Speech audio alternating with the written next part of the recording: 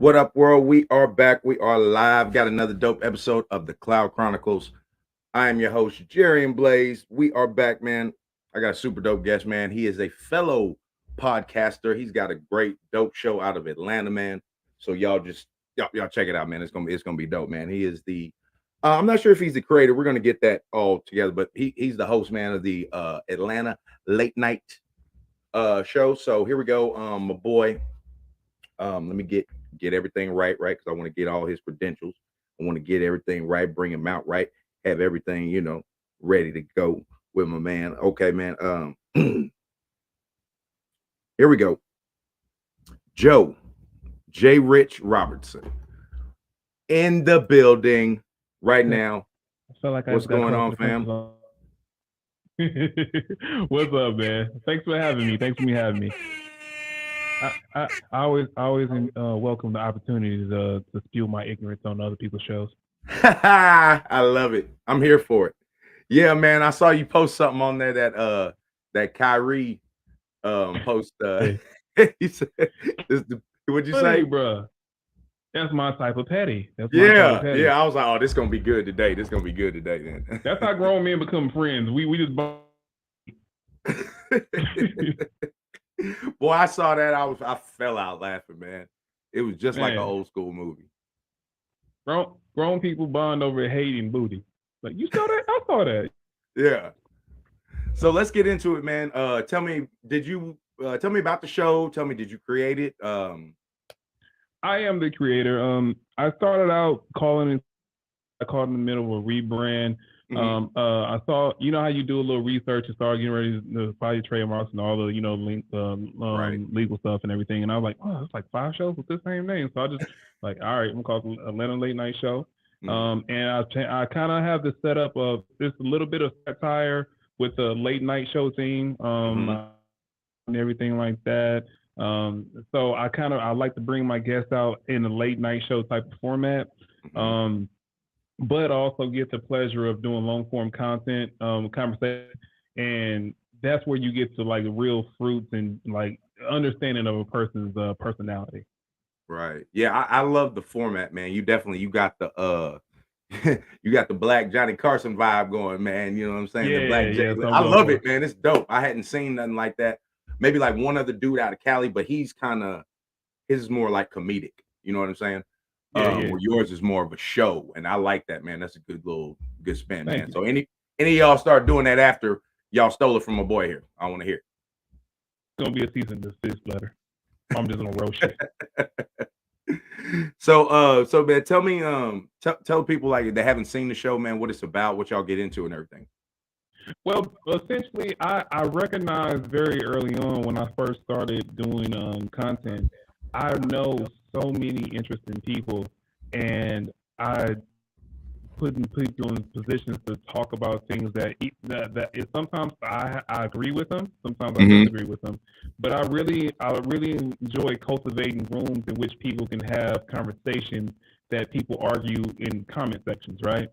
And when it comes to internet conversations and people argue with strangers, it's different when you actually have people that disagree sitting in the same space. Right. There's a different level of respect. There's a different level of understanding. You're not just trying to make a point and just win the argument. There's you actually get an understanding of where a person's coming from, their triggers, their traumas, these philosophies, and then we throw humor in the midst of it as well. Right. Oh, I think we're getting a little bit of feedback. I didn't want to interrupt you. Oh, you good?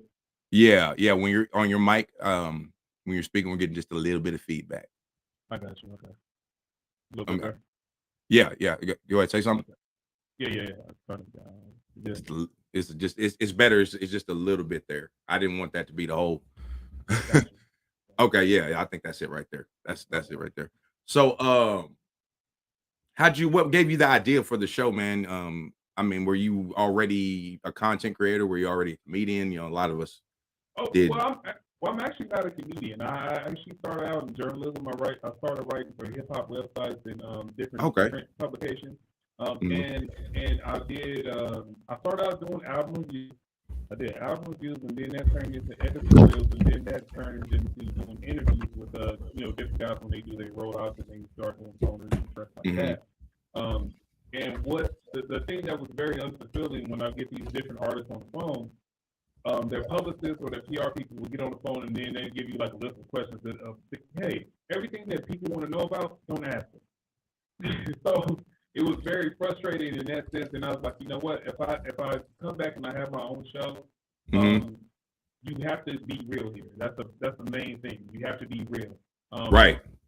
Text you as much as I can, as far as like if there's something that's said that DJ Glass style, or you indict yourself, I take it out in post and I protect you in that sense. But the gist of it is, I just want to have a place where people can feel like stars. And also have a real conversation. Yeah, no, I like it, man. It's super dope. I've seen a few episodes, man. Some of them, where y'all got more serious conversation going, and some of them are, a little bit more light. I like how you mix them in together, though. Yeah.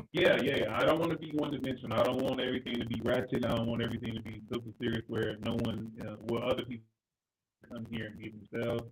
And then I also like to curate the room. I enjoy these conversations when I have multiple people on at once. That's where you actually get. You never know what another person will say. Right. And right. there's an element of fear, but it's also consistent excitement that comes along with that. Yeah. Let me. Can you? Are you hearing any feedback while I'm talking? 'Cause I'm still getting a little static while you're talking. I don't want it to be like.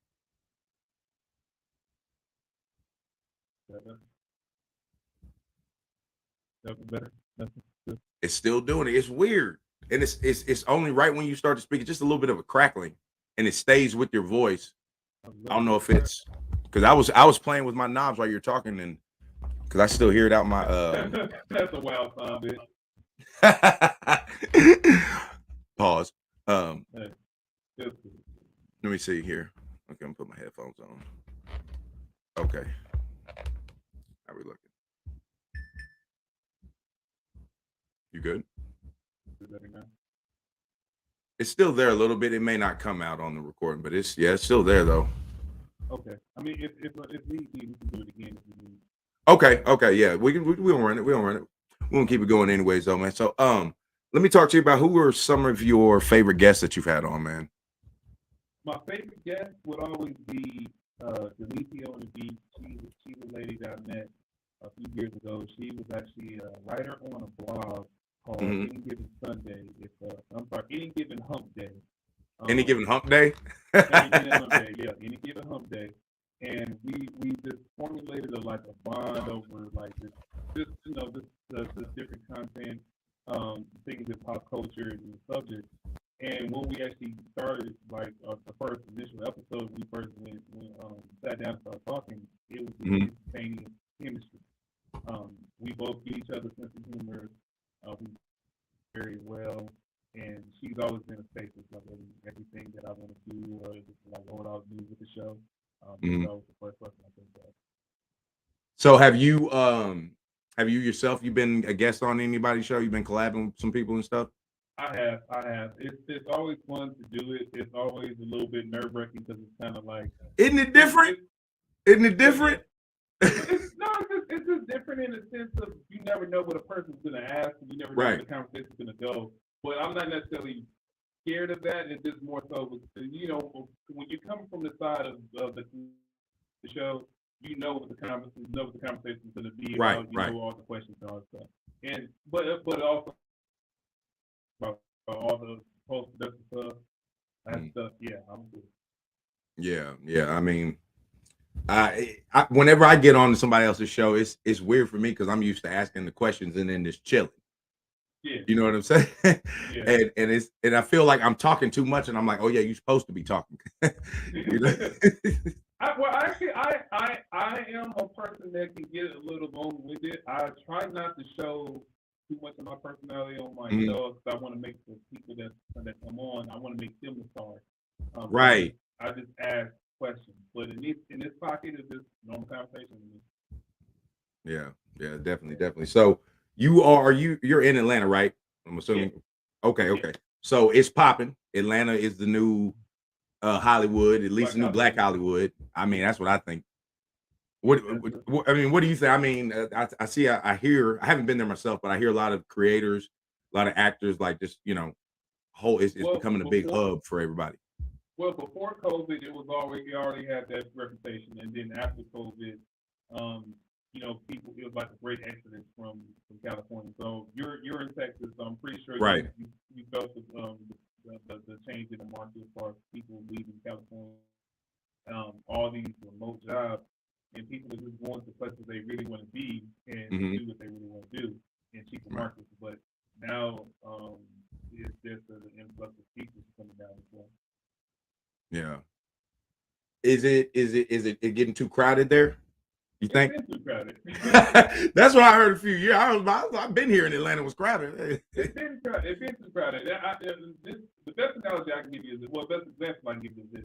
When I first came down this way, I used to have the thing: do not get on the highway between 4 and 6 unless it's absolutely imperative, right? Now that window of time at 4 in the afternoon is like till 7 or 8. The traffic. That's like have you been to Cali? Yeah, I hated it. I've never been, but I mean, I'm telling you, I would never live there just based on that traffic. I'm like, I can't go nowhere. It was the weekend. I wasn't driving, and I was still having road rage. Yeah, I was so upset. Bro, I will plan my whole day around avoiding traffic. That's pretty much the whole day. Yeah, absolutely. I plan. Everybody down here, if they're like me, I try to move where everything that I do in the course, I do it 5 times a week. I want it all same 5 to 10 mile radius. Yeah. I mean, I do you like driving though? Or I'd rather sit back and get drove. I would like, as men, I think all men pretty much get it put in position. We gotta drive. So whether you like it or not, you gotta do it. Right. I've always been the guy that people would have as like, oh, you the sober one. You driving. Oh yeah, you use a designated name. I'm pretty much, yeah. I'm always the sober guy. I barely drink. I don't smoke. I never have.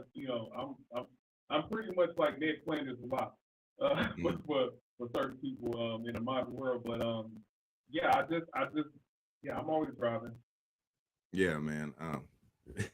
I'm a driver too, and like I said, it ain't no planning around California traffic. Nah, you just in it. You just know.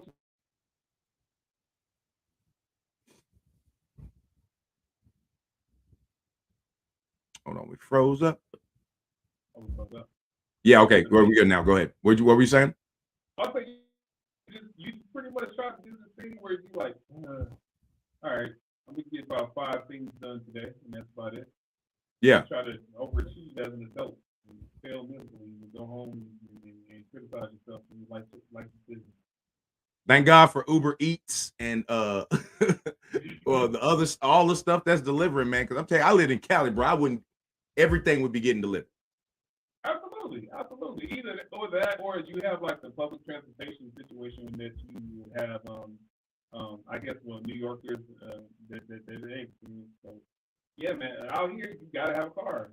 You gotta have a car, and people date according to their zip code. Like you can find the love of your life, but you're like, 45 minutes away, but an hour and a half in traffic. Yeah, we gonna make it. Yeah. Yeah, and I hear that. I hear you saying that, and it's not even as bad like down here because like you got Dallas and you go Fort Worth. They only about 30 something miles apart. You know what I'm saying? But you got all the suburbs. Yeah. And that's where the people live. You know what I'm saying? Yeah. And you over here in Arlington, and she in Dallas. You like. Yeah, think about it. Yeah, that's 75 at 4 o'clock. God damn. Right. But you can play that to your advantage though. You can play it to your advantage because it's like, all right, you come over here, I come over there. That means I'm spending the night. There you go. You gotta make it work. I can't afford the back and forth right now. No, it's like no, I gotta get up early for work. I gotta hours. I've been on my holistic health. I'm trying to make my skin grow, drinking my water, minding my business. I need to sleep over the job. Yeah, that and you're gonna be there about 3 hours later than you told her anyways. You already know. With You the already traffic. know. So by the time you get there, you're gonna have about 2 hours before it's time to go to bed. Right. You know what She I'm opened up. She opened up the door. She got that bonnet on. You like, oh yeah, she loves me. Yeah. Like, okay. Just smell something in there. Okay. Yeah. I'm laying it down after this one. Yeah. So let me ask you this, man. What else are you wanting to do as far as like, are you trying to get into acting, or have you already done any acting stuff? I don't know. I initially wanted to be a little bit of everything. Like I think the modern day person, Mhm. you know, the older generation, it was get a job, work that job, you work 30, 40 years, cash out the pension, you know, life well lived. I Right. think the modern mindset is you don't have to put a label or one thing on your resume that says Right. this is what you are and this is what you are for 50 years and that's what your life is basically. Mhm. So my whole mindset is whatever my energy takes me, whatever I feel like I can take on the challenge, I will have the courage to go fail at it. Right. Exactly. So have you tell me about your first set that you ever did? But I'm not a comedian. You never done no comedy?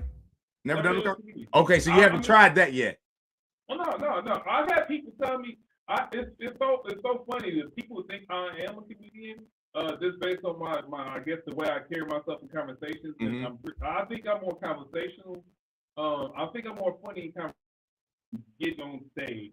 Right. I think I can put together skits. I think I'd be better on skits, but I also don't want to be one of those guys who gets to then bombs on stage for like 2 months and then figure it out like this is Yeah. good, bro. Yeah. But I have so much respect and love for comedy. I love my favorite part about comedy is the philosophy. Like the smarter comedians, they are the philosophers. They Mhm. look at things from a psychological angle. They Mhm. break things down on such an intelligent level, and then they throw in, you know, punchline here and there that makes it fun. Like my man Paul Mooney. Absolutely. Love Paul Mooney. Yeah, Paul. I think who was I talking to? When Ferg was on the show, now we were talking about Paul Mooney and Dick Gregory. Like, who upsets white people most? Ooh. That's a good question, right? Because initially I was gonna say Paul, but I'm gonna have to go with Dick. Because it's not only is it like the things that he's saying, but it's the way that he says stuff.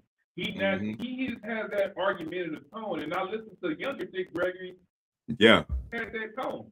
He always comes in. He comes on the stage like an angry dad that works a 12-hour shift. And says, who touched the damn thermostat? That's his natural energy. Who ate my big piece of chicken? Type shit. Yeah. Hey, put that damn garbage out. Yeah. I mean, I think they got a documentary. It might be on Hulu right now. About him, and you get to see like the young.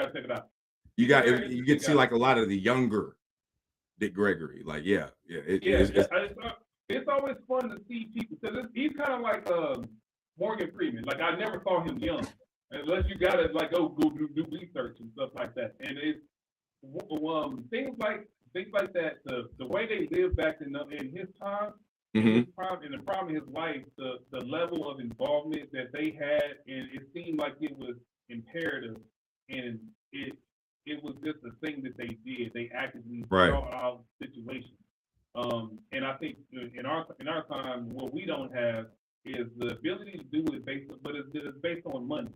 The majority of us are strapped down with these jobs, and the threat of losing a job, losing a situation, get locked up for protesting or something like that is absolutely petrifying to a lot of people. So I think a lot of things that we would stand for, we don't have time for. We don't make time for it.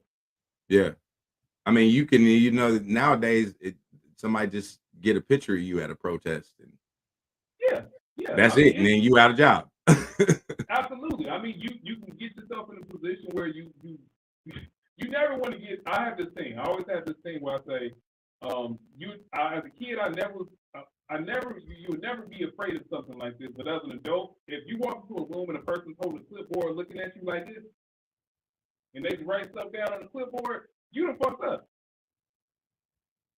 You scared. Yeah. It's either a doctor telling you about to die, somebody give you an estimate on something that's gonna cost you a whole lot of money, or somebody's telling you something that's gonna jeopardize your life, your livelihood.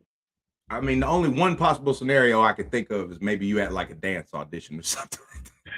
And they walking by and they see you hit, okay, he cold. Let me put that. Or maybe like football and they take notes like, and they right there. Mm-hmm. Yeah, exactly. That's about it. Yeah. That's about it. You get chick clear diversity hire now. I want to be a diversity hire. Yeah, yeah. Where at though? Which company? Like, that's a good question. What company, if any? Well, I didn't get that far in the game. I just want to get. I didn't get that far in the game. You know the thing is now, nobody wants to. I don't think anybody now wants to retire from a company. I think that people are so fluid in their jobs. Like they don't want to be strapped down by a job for 20, 30 years anymore. You can travel with your pension. You can make your plans for the future outside the old ways. The new ways modernized. Like you go where the money is. Yeah, man. Especially, I think people too are tired of getting student loans, and then I mean, I'm sitting there watching. I was waiting on May with I was waiting on May like Christmas. Man, Sally Mae, man. I mean, because I only did 1 year. I did 1 year, but it was at a private university. Boy, that's why I stopped after the one. I was like, you know what? You bought a luxury vehicle for 1 year. Yeah, pretty much.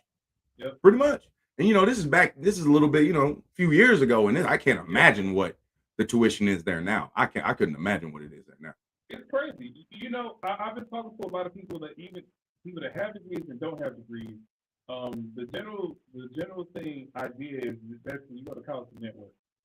Mm-hmm. Now, once you get into like very specific jobs, it makes sense that you care about how your doctor or your physician ranks in his class, right? Right. Like I don't want to do working on me that had a C average. But right. other places like the things that you entail like intellectual properties and stuff like that involve creativity. I want the person that's just the best at their job, and that's not necessarily something that's measured in a classroom. Yeah, I saw Spike Lee. He was talking about how parents or the arts have been killed by parents, like because a lot parents are always pushing you, like you said, to get that job at that company or factory and 40 years it out and retire and all Absolutely. that. And I relate to that. Yeah, you know what I mean? Like, and there's all these kids that wanted to do stuff in the arts, anything, music, dance, painting, whatever. Anything artistic is so hard. It's such a hard thing to be passionate about because nobody wants to be a struggling artist. But it's like big risk, big boom. You can either blow up and be one of those 1%ers, or you can be in the 99% of struggling. And nobody wants to be 45 years old and couch surfing. Yeah. So you can't necessarily fault the parents for pushing their children towards more stable situations. Right. But ultimately, when people are going to have their lives and look back at it, you're going to want to do the things that you're passionate about. And if that's the arts, or is that something with entertainment, if that's something with journalism, it just you got to do what you got to do. Yeah, I agree, man. I agree, man. Well, shoot, man. Before we get up out of here, definitely, I want to have you back, do a part 2. You know what I'm saying? If that's cool, man. Absolutely. Yeah, that'd be dope. We can chop it up for a little bit longer too. But yeah, man, you got any projects coming out, man? But definitely tell them where they can find the show. When you air, all that good stuff. Well, I release content for the Atlanta Late Night Show daily on all social platforms, in various formats.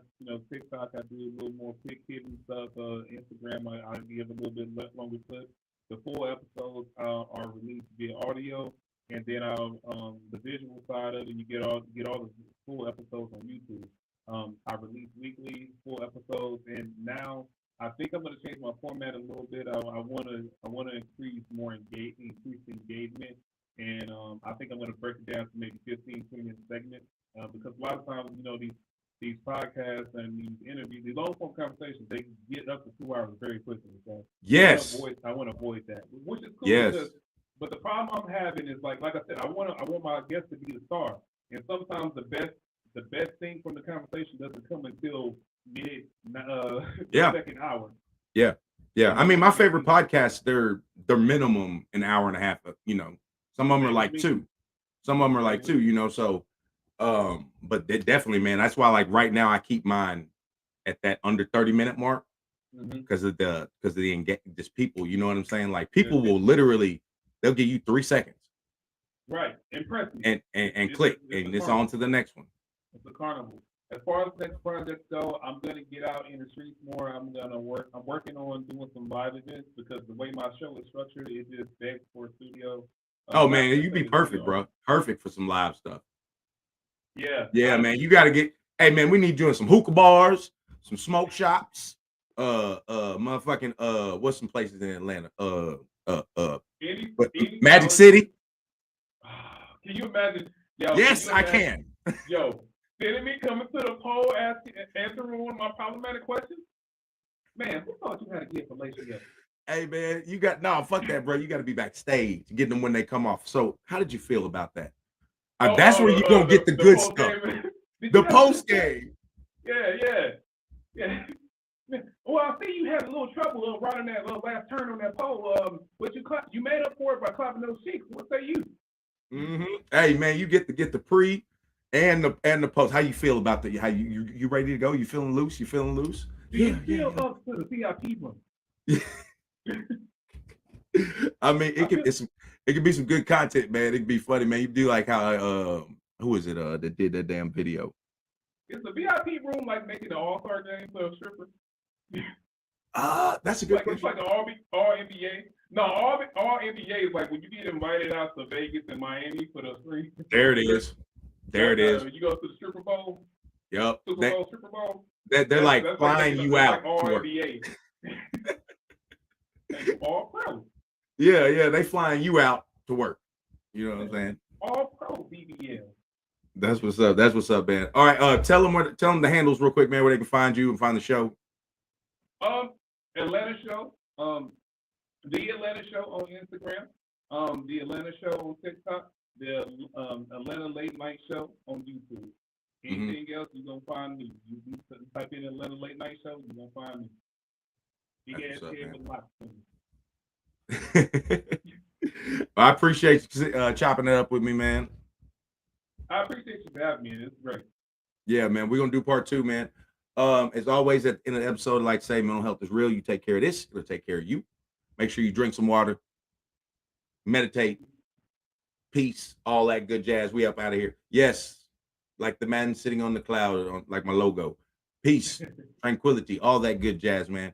Smoke them if you got them. Drink them if you got them. If you don't, go play some Xbox or PlayStation. We out of here. Jerry and Blaze, JayRich, man. Peace. We up out. Watch as my outro music play.